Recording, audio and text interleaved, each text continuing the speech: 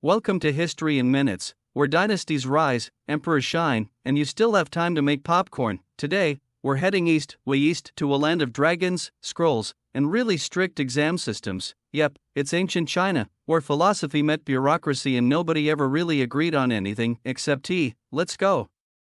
Like many ancient civilizations, China started with a river or two. The Yellow River, Huang, and the Yangtze, Changjiang, gave birth to farming communities as early as 5000 BC. People grew millet, raised pigs, and made pottery that still looks cool on museum shelves today. These early cultures eventually formed the first dynasties, and no, not the kind with drama on Netflix. These were real dynasties, with bronze, silk, and confusing family trees.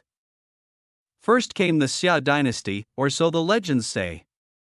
We're still debating if it really existed, but next was the Shang dynasty, circa 1600 to 1046 BCE, and we've got the receipts. Literally, they wrote on oracle bones, asking questions like, will it rain tomorrow? Should I attack my neighbor? Is this pig cursed?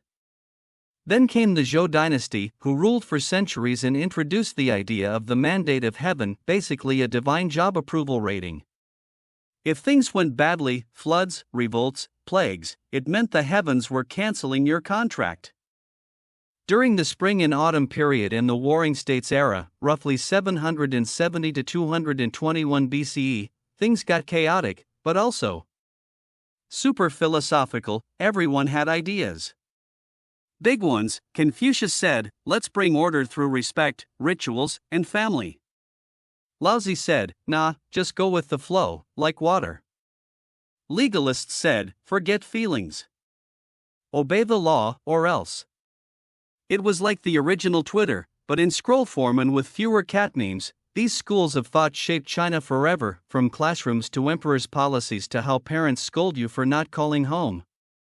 Then came the Qin Dynasty, 221 to 206 BCE, with a guy who decided he'd had enough of chaos. Enter Qin Shi Huang, the first emperor of China. He unified weights, measures, currency, even writing systems, and to keep unwanted guests out, he linked up fortifications into the early Great Wall. Also, he built a massive underground army, the Terracotta Warriors, because even in death, you never know who might show up. Unfortunately, he ruled with legalist intensity and burnt a few books, and scholars.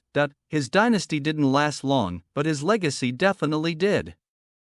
The Han Dynasty, 206 BCE, 220 CE, picked up where the Qin left off, but with better PR. Under the Han, the Silk Road opened up, connecting China to Rome and everywhere in between. Paper was invented, around 105 CE, making it way easier to pass notes in class. Confucianism became the backbone of government and civil service. Oh yes, the civil service exams.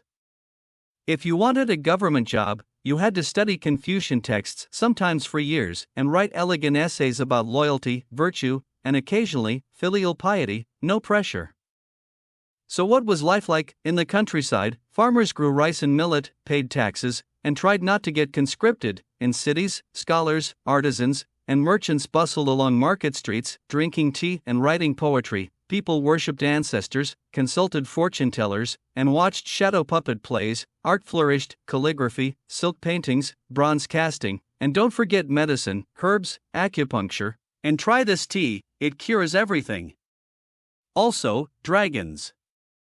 Not the fire-breathing kind, more like cosmic, wise, cloud-floating symbols of power and luck.